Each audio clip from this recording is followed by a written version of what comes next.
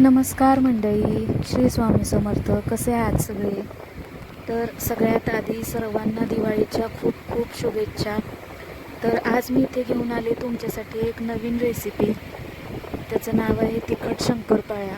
ही अशी रेसिपी म्हणा दिवाळीच्या फराळातला एक पदार्थ किंवा संध्याकाळच्या नाश्त्याला सुद्धा आपण खाऊ शकतो. अशी ही सगळ्यात सोपी रेसिपी आज मी तुमच्यासाठी घेऊन आले. तर चला मग बघूया ही कशी बनवायची. तर यासाठी आपल्याला काय काय साहित्य लागणार आहे ते आपण बघूया. इथे मी घेतलाय मैदा, अर्धा किलो मी मैदा घेतलाय. तेल घेतलंय मी 2 चमचे, ओवा 1 चमचा, जिरं 1 चमचा, मिरची पावडर 1 चमचा आणि मीठ घेतलंय मी चवीप्रमाणे आपल्याला घालायचंय. तर इथे जो मी चमचा दाखवते त्या चमच्याच्या मापाने मी ओवा, जिरं, मिरची पावडर आणि तेल घेतले. म्हणजे 1 चमचा ओवा, जिरं, मिरची पावडर आणि 2 चमचे तेल. चला तर मग आता बनवायला सुरुवात करूया. तर सगळ्यात आधी आपल्याला मैदा चाळून घ्यायचा आहे. तर इथे मी मैदा चाळून घेते आधी. तसाच मैदा आपल्याला नाही घ्यायचा आहे, चाळून घ्यायचा. आणि त्याच्यामध्ये आपल्याला चवीप्रमाणे मीठ घालायचं आहे. मीठ घातलं. आता एकत्र व्यवस्थित करून घ्यायचं आहे ते. आता त्याच्यामध्ये आपल्याला तेल कडकडीत तापवून घालायचंय. तर मी हे तेल घातलं. आता त्याच्यावरती लगेच पीठ घालायचं आणि हाताला भाजतं व्यवस्थित. तेल घातल्यानंतर पण आपल्याला सगळं व्यवस्थित मिक्स करून घ्यायचं आहे. गाठी राहायला नाहीत पाहिजे त्याच्या, त्यामुळे दोन्ही हाताने चोळून घ्यायचं आहे व्यवस्थित आपल्याला पीठ. तर इथे मी चोळून घेते व्यवस्थित. त्याच्यामध्ये मिक्स झालं पाहिजे पीठ, तेल.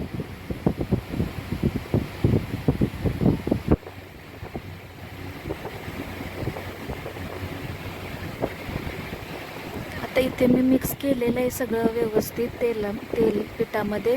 तर आता इथे आपण ओवा घालूया. तर ओवा पण आपल्याला हाताने चोळून घालायचा आहे, म्हणजे कसं वास लागतो चांगला ओव्याचा. ओवा घातला. आता जिरं घालायचंय. जिरं सुद्धा आपल्याला चुरूनच घालायचंय.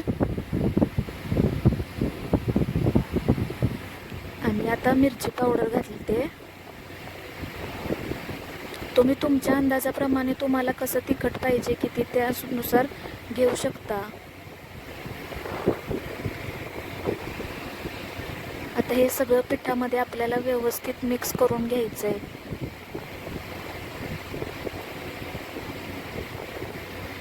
आणि आता मळून घ्यायचंय. थोडं थोडं पाणी घालून मळायचंय आपल्याला. एकदम पाणी नाही घालायचं, थोडं थोडं पाणी घालतच मळायचंय. इथे मी मळून घेते पीठ.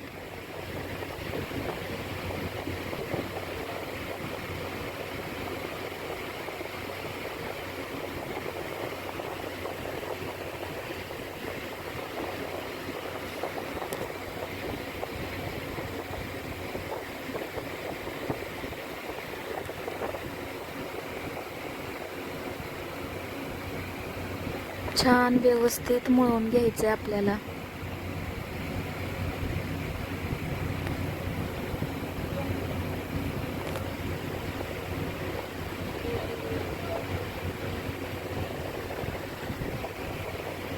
आता हे बघा, माझं पीठ मळून झालेलं आहे.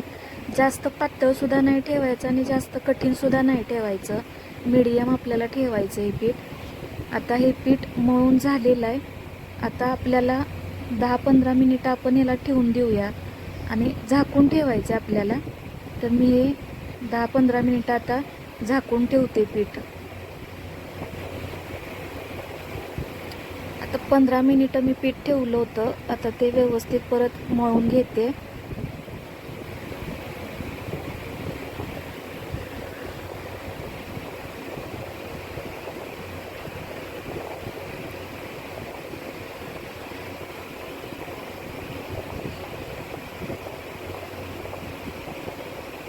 आणि आता त्या पिठाचे आपल्याला छोटे छोटे गोळे करून घ्यायचे आहेत, जास्त मोठे पण नाहीत करायचे, म्हणजे आपल्या पोळपटाच्या मापाने करायचे, कारण आपल्याला एकदम पातळ लाटायचे आपल्याला, त्यामुळे ते पोळपटावर बसलं पाहिजे. छोटे छोटेच गोळे घ्या म्हणजे लाटायला पण व्यवस्थित पडेल. तर इथे मी लाटून घेते. पातळ लाटायचं आपल्याला, जाड लाटलं की कसं मऊ पडतात परत.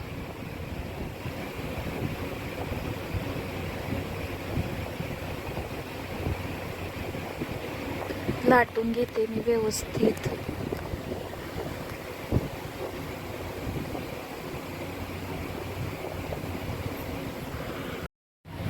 दाखवते मी तुम्हाला, लाटून घेते.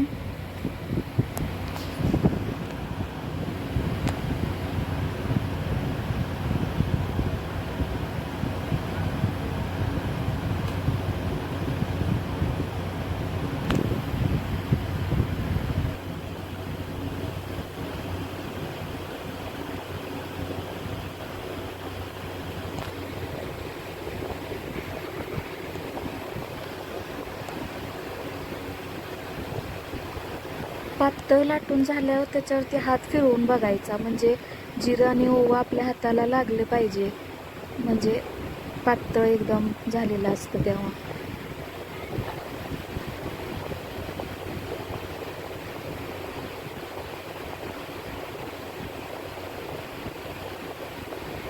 हे बघा, असं पातळ लाटून घ्यायचंय.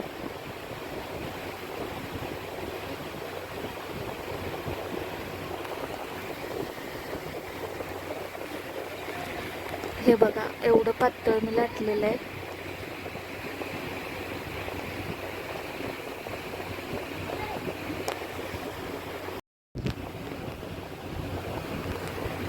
झालेलं आहे आपलं लाटून. असे टोचे मारून घ्यायचे. तुमच्याकडे काट्याचा चमचा असेल त्यानं सुद्धा तुम्ही टोचे मारून घेऊ शकता, म्हणजे कसं फुगत नाही जास्त. नाही मारले तरी काही प्रॉब्लेम नाही, नाही फुगत, कारण आपण पातळ लाटले ना, त्यामुळे काही सुद्धा प्रॉब्लेम नाही. आता इथे चिरून घ्यायचे आपल्याला छोटे छोटे तुकडे करून.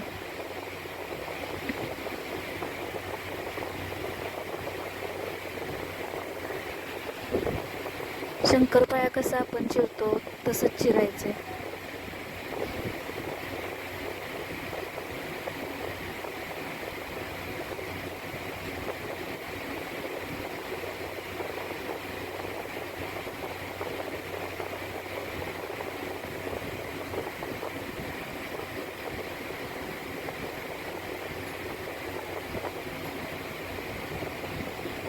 हे चिरून झालेलं आहे.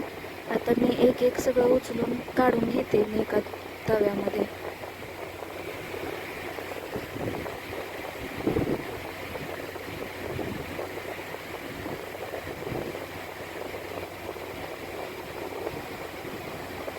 बघा, सगळं काढून घेतलंय मी एका ह्याच्यात.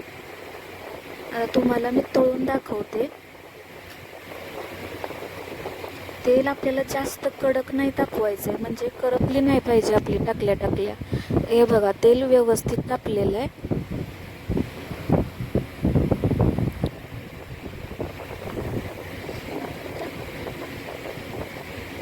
आता तळून घेऊया आपण सगळं.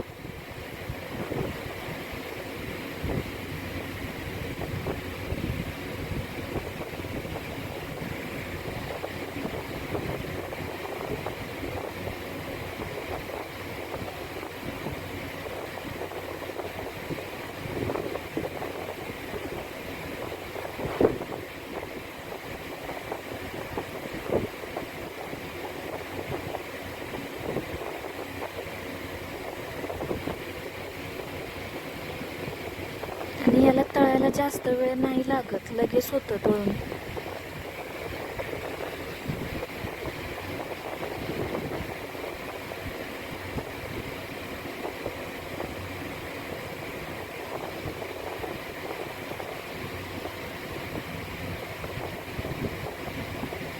आणि जास्त करपवायचं पण नाही आपल्याला.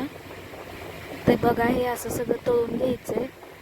असेच आता सगळे गोळे मी लाटून तळून घेते.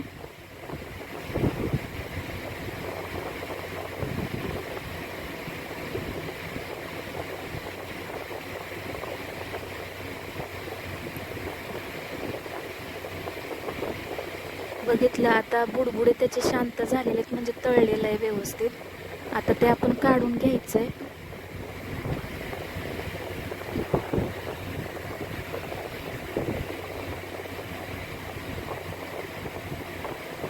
हे बघा मस्त झाले तळून.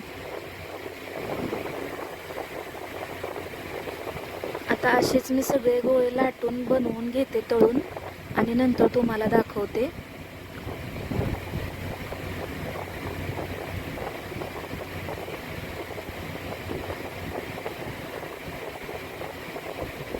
आणि अशाच पद्धतीनं तुम्ही सुद्धा बनवून बघा, खूप छान होतात.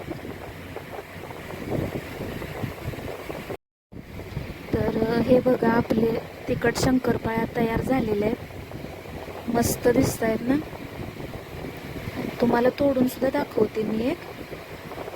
हे बघा मस्त झालेलं आहे. तुम्ही सुद्धा नक्की ट्राय करून बघा. अगदी सोपं आहे, जास्त अवघड सुद्धा नाही, झटपट होणारी रेसिपी आहे. त्यामुळे नक्की ट्राय करून बघा. आणि पुन्हा एकदा सर्वांना दिवाळीच्या हार्दिक हार्दिक शुभेच्छा. Bye bye.